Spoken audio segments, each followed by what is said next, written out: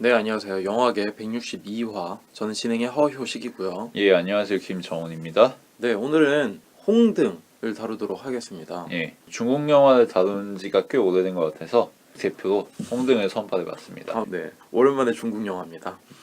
작품 기본 정보를 말씀드리자면 제목은 홍등, 원작은 수퉁이고요. 배급에는 오리온 클래식, 제작에는 허우샤오셴, 장웬즈, 치우부셴, 감독은 장예모, 각본엔 리젠, 촬영은 자오페이, 편집엔 두유안, 음악엔 자오지핑, 미술엔 카오주이핑 등이 참여를 했습니다. 원작 같은 경우에는 수퉁의 처첩성군이라는 작품이고요. 소설의 작품입니다. 이걸 토대로 해서 각본을 내서 만드는 영화라고 할 수 있고, 수상정보하고 비평에 대해서 말씀드리자면은 이 당시 베니스 영화제에서 감독 부문을 받았습니다. 그러니까 은사자상이죠. 그리고 보스턴 영화 비평가 협회, 런던 비평가 협회, LA 영화 비평가 협회 등에서 외국어 영화라든지 촬영상 같은 걸 받았습니다. 영국 아카데미에서도 외국어 영화상을 받았고요. 미국이라든지 서방 언론에 의해서 아주 높은 평가를 받았죠.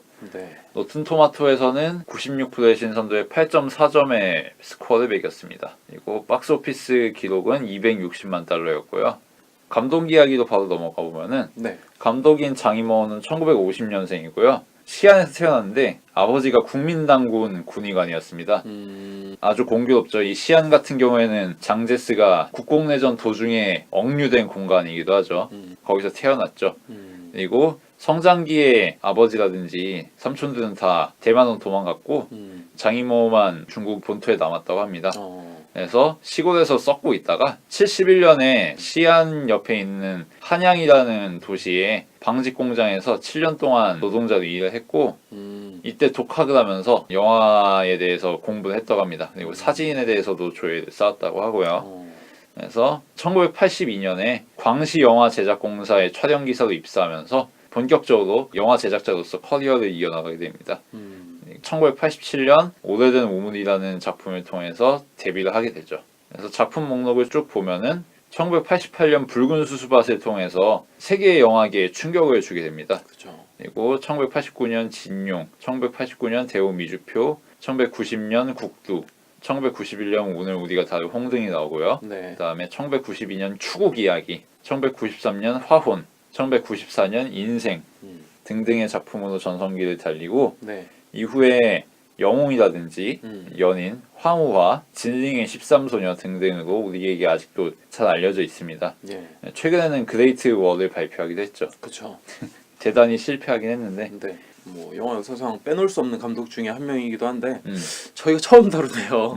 거의 4년 동안 했는데. 왜냐하면 다를 일이 없었거든. 그렇죠. 최근 나오는 영화들이 이렇게 좋은 성적이 아니었기 때문에. 그나마 다룰 법했던 게 5일의 마중인데 네. 이게 시기가 맞물리지 않아가지고 그쵸. 다루지 않았었죠. 맞아요. 제가 듣기로 장예모 감독의 영화를 보려면 홍등으로 입문을 해라 뭐 이런 이야기가 좀 있더라고요. 그렇죠. 뭐 국두, 홍등, 추국 이야기, 화혼, 인생으로 이어지는 이 궤적이 아주 화려하죠. 그 중에서도 홍등이 가장 정돈된 스타일의 영화고, 뭐 그래서 장이모를 여러모로 대변한다고 할 수 있는 영화고. 저는 장예모 감독 하면 영웅을 굉장히 좋아하거든요. 영웅 멋있지 않습니까 그거? 마지막 티엔시아 이러거든요. 왜 왕을 죽일 기회가 있었는데 죽이지 못했느냐? 티엔시아 때문이다. 천하 때문이다. 천하를 다스리는 왕을 죽일 수가 없었다. 이런 이야기를 하는데 엄청 화려한 미장센과 무술이 되게 아름답게 펼쳐지잖아요. 그거에 너무 탐복해서 유치한 티엔시아라고 하는 대사에 감동받을 수밖에 없었습니다. 중국 CG의 명암을 잘 드러내는 영화가 아닌가 싶어. 그러니까 화려하고 색채가 풍부하고 그런 측면이 있기도 한데 한꺼풀 벗겨보면 유치한 색감이기도 하고 효과 같은 것도 어설픈 게 있고 그랬던 기억이 나네. 황후화가 좀 더 심했지 이거는. 파워레인저 얘기도 나왔으니까. 파워레인저요? 그 수준이었구나. 하여튼 나이가 들수록 최근으로 올수록 급이 떨어지지 않았나 그런 이야기가 많더라고요. 커리어 중반기에 찍었던, 그러니까 한창 절정을 달리던 시기를 지난 다음에 찍었던 책상 서랍 속의 동화나 집으로 가는 길 같은 것도 괜찮은 작품이었다고 생각하는데 네. 책상 서랍 속의 동화는 완전 깡 시골에서 애가 애를 가르치는 뭐 이런 내용이었지. 막 이제 고등학교 들어갈 쯤 나이 되는 사람이 초등학교 애들 가르치는 뭐 그런 이야기고, 집으로 가는 길 같은 경우에는 장쯔이를 발탁해서 잘 써먹은 그런 영화였죠. 네. 촌의 풍경을 아주 목가적으로 잘 담았던 그런 영화라고 기억합니다. 네. 그러면 배우 소개로 넘어오도록 하겠습니다. 예. 배우의 송렌 역할을 맡은 공리네요. 예. 전작으로는 붉은 수수밭, 진용, 서태후, 국두, 추국 이야기, 폐왕별이, 화혼, 천룡팔부, 서초패왕, 인생, 풍월, 시황제 암살, 게이샤의 추억, 마이애미 바이스, 황후와 한니발 라이징, 상하이, 오일의 마중 등이 있고요. 지금까지도 열심히 연기 활동을 하고 있죠. 그쵸. 최근에는 뜸해지긴 했는데 불과 몇 년 전까지만 해도 주연으로 해마다 작품을 달리던 배우고, 장이모하고는 썸씽이 있기도 했죠. 장이모가 마음에 들어가지고 자기 영화에도 발탁하고 결혼도 할 뻔하고 이랬는데 깨끗한 관계가 아니어서 그래서 장이모의 편애를 이런저런 이유로 받았던 그런 배우이기도 하죠. 공리 하면은 전형적인 미인상이라기보다는 묘한 매력으로 미인으로 생각이 되는 배우인 것 같아서 네. 이번 홍등에서도 풋풋하기도 한데 올곧은 성격이랄지 그런 게 얼굴로 드러나는 것 같아서 참 묘한 매력이 있는 배우인 것 같아요. 근데 이 배우의 얼굴이 서양 배우가 나오는 영화에 나왔을 땐 반감되지 않나? 그런 생각이 좀 있습니다. 아시안 여성의 한정된 역할로 담기에는 배우의 성격과 다르지 않나? 이 배우가 추구하는 연기들과 그런 것들이 있어갖고 하니발 라이징이라든지 게이샤의 추억에서도 전형적인 아시안 워먼 느낌의 룰을 맡아가지고 그렇게 마음에 들진 않더라고요. 네. 그러면 바로 시놉시스와 함께 작품에 대한 얘기를 좀 나눠보도록 하겠습니다. 네.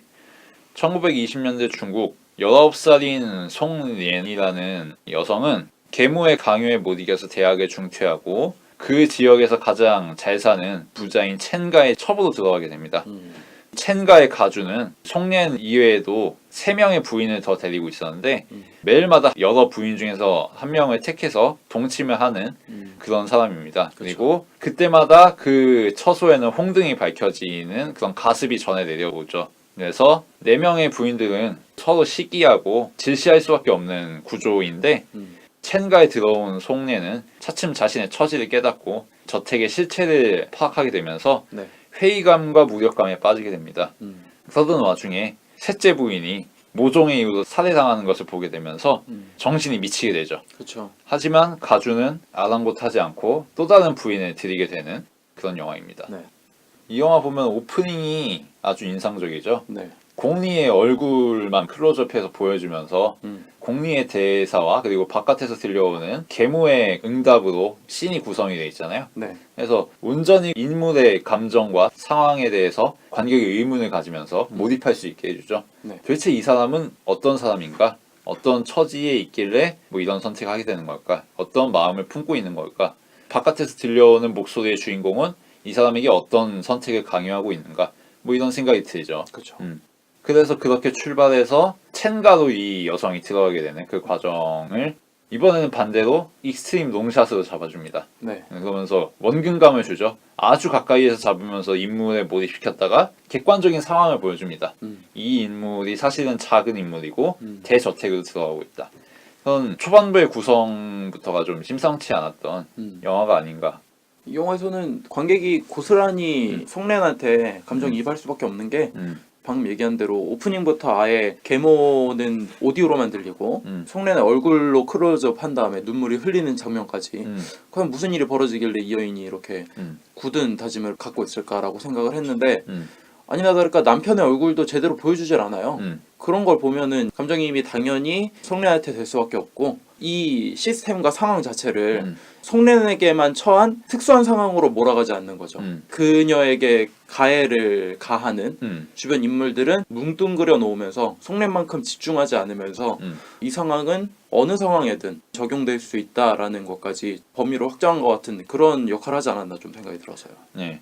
그래서 이 주인공인 송리엔이라는 여성을 보면 어떤 사람이냐? 일단 19살의 방년의 나이죠. 그렇죠. 지금으로 치면은 연소한 나이지만 사실 이때 기준으로는 뭐 장성한 나이지. 그리고 대학 교육을 받은 사람이고 나름 자의식이 있다는 이야기고 상황에 마냥 끌려가고 고분고분하다기보다는 자기 주관과 주장이 있는 그런 사람이라는 것을 어느 정도 알 수가 있죠. 그래서 도시 신여성이라고 할 수 있는 네. 그런 사람이 아주 봉건적인 공간에 들어갔을 때 어떤 일이 발생하느냐. 이 테마에 천착한 영화라고 할 수 있는데 그죠. 그 점에서 인물도 중요하지만 이 인물의 족쇄도 작용하고 울타리로 기능하는 배경 공간, 저택의 묘사가 아주 중요하다는 거죠. 그러니까 이 영화의 주인공은 사실 첸가, 이 저택이라고 할 수 있을 정도로 중요한 공간인 거잖아. 그래서 이 첸가의 공간적인 특성을 좀 봤습니다. 그러니까 재미있는 점들이 몇 가지 보이는 게 일단 존나 커요. 네, 맞아요. 네. 압도적이에요, 정말. 영화 세트라고 생각이 안 될 정도로 아주 크고 단순히 건물의 크기만 큰 게 아니라 여러 구성물들이 있어요. 누각도 있고 그것을 지나가면 뭐 다리가 나오고 거기서 내려와서 각 첩들의 처소를 보면은 동네처럼 길이 나 있을 정도고 그쵸. 집안의 가주인 첸가가 집으로 들어올 때마다 첩들과 시녀들이 사열을 할 정도로 광활한 공간이죠. 그 자체가 하나의 마을 공동체 느낌이고 근데 주목할 만한 게 뭐냐면은 부인이 4명이잖아. 그리고 각 부인에게 처소가 있단 말이야. 그리고 그 처소마다 홍등을 밝히는 설정인 거잖아. 이 4명의 부인 중에서 가주가 그날 밤 택한 여성과 동침을 하고 그 처소에만 홍등을 밝히고 그 홍등을 밝힌 처소에만 발 마사지를 받을 수 있고 그 다음날 아침 메뉴를 고를 수 있는 권한이 주어지고 그런 시스템을 굴러가는 공간이라고 할 수 있는데 주목할 만한 건 처소마다 딱히 특징이 없어요. 셋째 부인의 처소든 둘째 부인의 처소든 송년의 처소든 그냥 똑같이 생겼습니다. 그냥 첩의 처소예요, 말 그대로. 부인의 처소고. 각 인물의 개인적인 지표가 될 만한 그런 것들이 있는 게 아니고 다 똑같이 생긴 공간이에요. 다른 거는 오직 처소에 홍등이 오늘 켜졌냐 안 켜졌냐. 이거 이외에는 이 사람들의 개성을 판별할 만한 단서가 되는 것들이 없어요. 네. 이 점에서 넓으면서도 몰개성하다. 이것이 이 저택의 특징이라고 할 수 있습니다. 네. 그리고 이 넓고 몰개성한 공간에 가장 개성적인 도시 신여성이 들어간다는 것. 아주 대조적인 구도라고 할 수 있죠. 저도 공간이 굉장히 인상적이었는데 말 그대로 넓기 때문에 자유스러울 거라고 생각이 되어 있는데 오히려 엄격하게 통제되어 있고 또한 역할이 구분되어 있는 장소들이라는 거죠. 일단 부인들이 머무는 처소를 보면은 잠자리 이외의 역할이 주어져 있지 않아요. 그렇지. 새로 들어온 신여성이 대학에서 왔다고 해서 책을 읽을 수 있는 공간이냐? 전혀 그렇지 않아요. 심지어 아버지의 유품인 피리마저도 맘대로 뺏어가서 태워버리고. 그쵸. 그래서 우니까 그냥 며칠 밤 너한테 머무를 테니까 화 좀 풀어 이런 식으로 해결하려고 하죠. 난 이런 얼굴을 하는 여자가 제일 싫어 막 이러고. 네. 그러니까 그런 역할을 강요받고 그렇게 역할을 하게끔 공간부터가 그녀에게 강요를 하기 때문에 그녀가 할 수 있는 역할은 없는 거죠. 그런 답답한 속에서도 그나마 셋째 부인이 할 수 있는 건 공간을 무시하고도 할 수 있는 노래이기 때문에 그나마 그곳에서 그런 방식으로 버티고 살고 있는 것이 최선의 방법이라는 거죠. 그리고 공간을 보면 되게 오묘한 게 각 처소에 들어갈 수 있는 문이 하나밖에 없어요. 그렇지. 그리고 그녀들이 남편한테 선택을 받기 위해 나왔을 때는 한 골목에서 서로를 경쟁할 수 있는 포지션에 딱 놔두게 레인별로 서 있지 그냥. 그쵸. 레인별로 겟 레디 하고 있죠. 그거부터가 이미 나는 신여성이라서 이런 거에 휘둘리지 않고 어떻게든 나의 마음으로 살 거야 라고 하는 마음을 갖고 있어도 공간 자체가 그렇게 만든다는 거지. 그치. 암묵적인 사람들의 관례도 있지만 공간 자체가 그렇게 해버리니까 사람은 그 공간에 적응해서 그렇게 행동할 수밖에 없는 거야. 그리고 밖을 나왔을 때 자유가 있을 것 같은 공간에도 사람이 죽어있는 공간이라서 절대로 가면 안 되는 거지. 참 그런 걸 봤을 때 공간에 대한 묘사가 재미있었고 놀라운 거는 클로즈업하면 오히려 답답해야 되잖아. 인물한테 꽉 차 있어서. 근데 오히려 그게 더 자유스러운 모습이 돼 있고 익스트림 롱샷으로 쫙 빼졌을 때는 이 공간이 주는 압도감에 의해서 아 너무 답답하다. 빠져나갈 구석이 없다. 너무 완벽하게 둘러싸여 있는 이 공간이 사람을 미치게 만드는구나. 이런 생각을 주는 것 때문에 저도 공간이 주인공이라고 생각이 들더라고요. 네. 그래서 익스트림 롱샷으로 구성되는 저택을 잡아주는 샷들을 보다 보면 어떤 생각이 드냐면은 이거는 귀신의 시점에서 본 샷이다 이런 생각이 들더라고요. 물론 이 영화에는 명시적으로 귀신이 나오진 않습니다. 네. 귀신 소동이 있을 뿐이죠. 하지만 귀신이란 건 분명히 존재합니다. 이 영화에서. 조상 대대로 내려온 예법과 가습, 집안의 법도 이것들이 이 영화에 나오는 귀신이라고 할 수 있는 거죠. 이것들은 조상 귀신들에 의해서 지금까지 전해 내려오는 거잖아. 네. 그리고 이 조상 귀신들은 지금도 영향력을 행사합니다. 특정한 법도를 어기면 어떤 처벌이 가해지는지는 다 이 귀신들이 정해놓은 거잖아. 봉건적인 인습들이고 그런 것들이 이 영화에서 초점 화자의 역할을 하고 있다. 가문의 법도 자체가 이 인물들을 바라보고 있는 거다. 조상님들의 귀신의 시선으로 이 인물들을 가둬놓고 있는 거다. 이런 생각이 들더라고. 그래서 인상적인 부분이 어떤 부분이냐면은 작품 후반부에 셋째 부인인 메이샨이 집안 위원과 간통을 벌이다가 들통이 나가지고 처벌을 받게 됩니다. 그쵸. 살해를 당하죠. 이것을 송렌이 먼 거리에서 발견하고 메이샨을 끌고 가는 행렬을 미행하게 됩니다. 이때 먼 거리에서 갑자기 송렌을 바라보는 샷이 들어가요. 마치 송렌조차도 미행당하고 있다는 것처럼. 누구에게 미행당하고 있냐, 누구에게 감시당하고 있냐 하면 당연히 이 집안의 그 시스템, 이 저택의 암묵적인 무언의 질서, 그리고 귀신들의 가치관, 이거에 종속되고 있다는 거지. 그 샷이 그래서 인상적이더라고. 보이지 않는 손, 뭐 약간 그런 느낌이네요. 그치. 네. 송렌이라는 인물을 대학 교육을 받은 신여성으로 설정한 게 아주 적절하다고 느낀 게 이런 사람들은 촌년이 아니잖아. 시정잡배처럼 세파 끌려가는 대로 끌려가는 사람들이 아니란 말이야. 물론 이해타산에 밝기 때문에 자신에게 무엇이 이익이 되고 자신이 어떻게 행동해야 생존할 수 있고 이런 거에 민감하긴 해. 그렇기 때문에 자신의 이익이 되는 방향으로 결단을 하긴 하지. 근데 배운 사람이기 때문에 무지렁이들과는 다른 자기만의 자의식이 있기 때문에 끝까지 타락하지도 못해. 그렇다고 이 공간과 완전히 적대하지도 못하지. 그러니까 빙빙 돌게 되는 거지. 맴돌게 되고 방황하게 되고 언저리에서 자기 혼자 끙끙 앓게 되고 이런 거지. 배운 사람이기 때문에 이 공간에 완전히 종속될 수도 없고 그렇다고 이 공간에 탈출해서 나갈 힘도 없는 거지. 이 점에서 인물의 특성 설정을 적절하게 잘했다. 이런 생각이 들더라고. 그 성격이 좀 드러나죠. 첫째, 둘째, 셋째 부인들은 그래도 법도를 어기진 않아요. 임신을 했을 때 독약을 먹인다든지 그런 거는 있지만 이 가풍을 아예 깨버린 행동은 안 하거든요. 근데 이 넷째 부인 보면은 누가 봐도 드러날 만한 임신을 했다는 거짓말을 한다든지 밥을 자기 처소로 가져오라고 하는 원래 뭔가- 다 같이 아침을 먹어야 되는데 네. 자기 처소로만 따로 아침 식사를 가져오라고 강요하는 네. 그런 것도 있지. 시스템 자체를 깨버리려고 하는 모습을 보이면서 확실히 다른 성격을 보이고 있죠. 근데 그런 사람조차도 발 마사지를 그리워하게 된다는 거지. 그게 아주 재미있는 부분이고.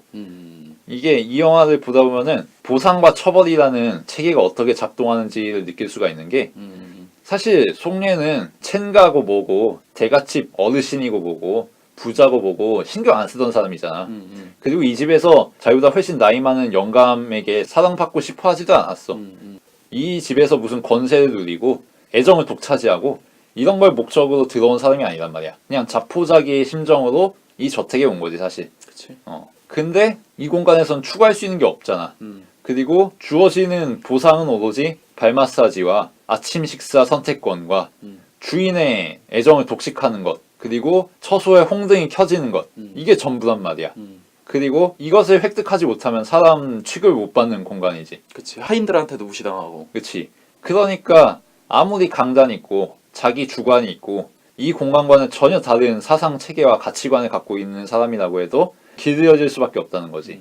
보상과 처벌이 그런 식으로밖에 주어지지 않는데 누가 이 보상을 그리워하지 않겠느냐. 아무리 군대가 족같다고 하는 사람이라고 해도 소야 볶음을 그리워하게 된다는 거지. 그쵸. 그거 말고는 낙이 없거든.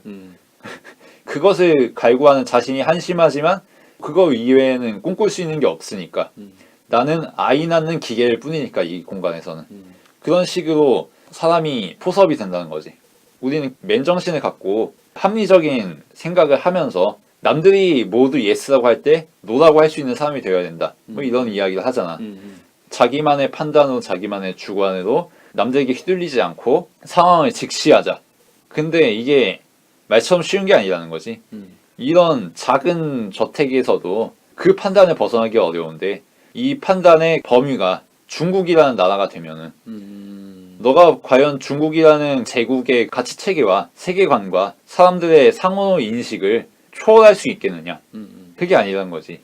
15억이 노라고 할 때 예스라고 할 수 없다는 거지. 그 점에서 시사점이 많은 영화가 아닌가. 참 그 보상과 처벌 얘기하면서 여러 가지 생각이 나는데 군대 생각이 안 날 수가 없네. 그런 거 있잖아. 뭐 용서받지 못한 자라는 영화도 있기도 했지만 그런 시스템적인 거를 군대를 갔다 온 사람들 많이 겪기 때문에 이 영화에서 보여주는 나는 절대 그들과 같은 사람이 되지 않을 거야 라고 다짐했던 사람이 어떻게 변하게 되는지에 대해 공감하지 않을 수 없다라는 생각이 들고, 홍등이라고 하는 요소가 그치. 정말 중요하다고 생각이 드는데 주인공의 한여가 홍등을 훔쳐서 자기 처소에 몰래 달아서 켜놓잖아. 예나라는 아이죠. 네. 네. 그 예나라고 하는 아이가 왜 자기 처소에도 홍등을 밝히고 싶어 했는지, 이 공간에서는 무엇이 최고의 가치인지, 수야가 최고의 가치인데 그것과 마찬가지로 반짝거리는 불로 달려드는 불나방 같이 이 공간에서 어떤 것을 최고의 가치로 두는지를 잘 통제를 해놨다는 생각이 들었어요. 그거는 주인한테 유리한 방식이지. 주인 입장에서는 야 불 켜라 이러면은 쟤네들한테는 어이구 감사합니다 하면서 나으리 제 처소로 오시지요 이런 거잖아. 한마디로 나으리를 받기 위해 준비를 하는 것이 홍등의 불이 켜지는 것이잖아. 하인도 그럴 준비를 하고 싶은 거고, 씁쓸하면서도 설득력 있는 요소인 것 같아서. 승진 경쟁하고 비슷한 거지. 누가 처음부터 꼭 난 초고속 승진해가지고 남들 개무시하면서 살겠어 뭐 이런 생각 하겠어. 그렇지. 근데 살다 보니까 내 동기는 나보다 먼저 승진을 하고 있고 나는 의식하지 않으려 해도 무시를 당하는 것 같고 굳이 나는 추구하고 싶지 않았는데 이걸 추구 안 하니까 병신이 되는 것 같고 결국은 그걸 통해서 명예를 달성해야 되는 거잖아. 그렇게 끌려가는 거지 사실. 그렇죠. 교회에서도 저 친구는 나랑 초등부 중부모 같이 들어왔는데 쟤는 장로되고 나는 왜 잡사지? 이거 이상한데? 뭐 이런 거지 뭐. 딱히 장로가 처음부터 되고 싶었던 것도 아닌데 그런 식으로 밑밥에 끌려 달려드는 물고기가 되는 거지. 사실은 아무것도 아닌 건데 수리엔도 이야기하고 있죠. 점등, 멸등, 봉등 이런 게 다 무슨 소용이냐고. 근데 거기에 불나방처럼 달려들 수밖에 없는 거고. 그쵸. 그리고 그 모든 것을 집약하는 붉은 색채. 붉은색은 일단 홍등의 색깔이죠. 그쵸. 그리고 처음에 백의를 입고 등장했던 수리엔이 점점 의상이 바뀌어가는데 그 가운데 자기의 열정을 드러내는 색이 또 붉은색입니다. 그리고 또 언제 붉은색이 보이냐면은 메이샨이 간통이 들통나가지고 살해당할 때 그때 메이샨을 끌고 가는 행렬이 또 홍등을 켜고 가죠. 그리고 메이샨은 죽게 되고요. 마치 이것이 피의 색깔이라는 듯이. 중국에서 빨간색은 복의 색이잖아. 모든 중국인이 좋아하는 색이고. 그리고 그것이 이 집안에서 권장되는 가치고. 근데 화려한 붉은색에 무엇이 감춰져 있느냐?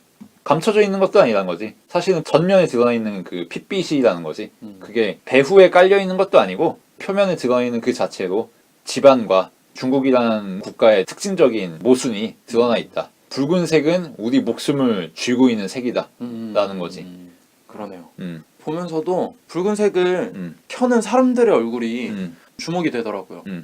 아무런 감정 없이 그냥 키라고 하면은 나으리가 키라고 했으니까 키는구나. 봉등하라 그랬으니 그냥 봉등해버리는구나. 그런 표정이잖아. 그런 모습을 보느라면 나는 어느 사람에 속해 있나? 나는 저기서 발 마사지를 해주는 할머니에 속해 있는 건가? 아니면 나도 부인과 다를 바 없다는 예나가 될 수도 있는 거고. 아니면은 그 시스템 속에서도 노래라든지 아니면 외도를 통해서 누가 나를 욕하겠어, 이런 불합리한 시스템에서 이 정도는 저지를 수 있는 일탈 아니야?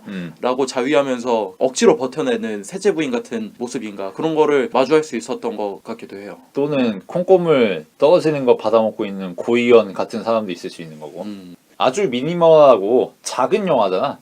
사건의 전개도 복잡하지 않고 등장인물도 많지 않고 단조로운 구성의 영화지. 그쵸? 근데 그 단조로움 속에서 압축적이고 함축적으로 주제의식을 잘 드러내고 있다. 그런 생각이 들었습니다.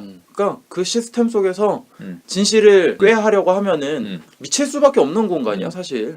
하인들은 그냥 습관적으로 일이고 그냥 그게 자신의 운명이고 삶이니까 NPC니까.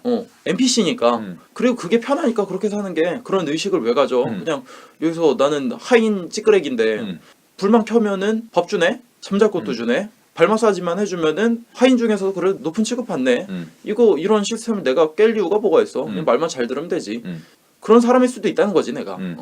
그 이 첸가야말로 세계인데 그 사람들에게는 이 세계를 왜 벗어나야 돼? 세계인데 그런 거지. 그치. 벗어날 수가 없다고 생각이 드는 거지 아예.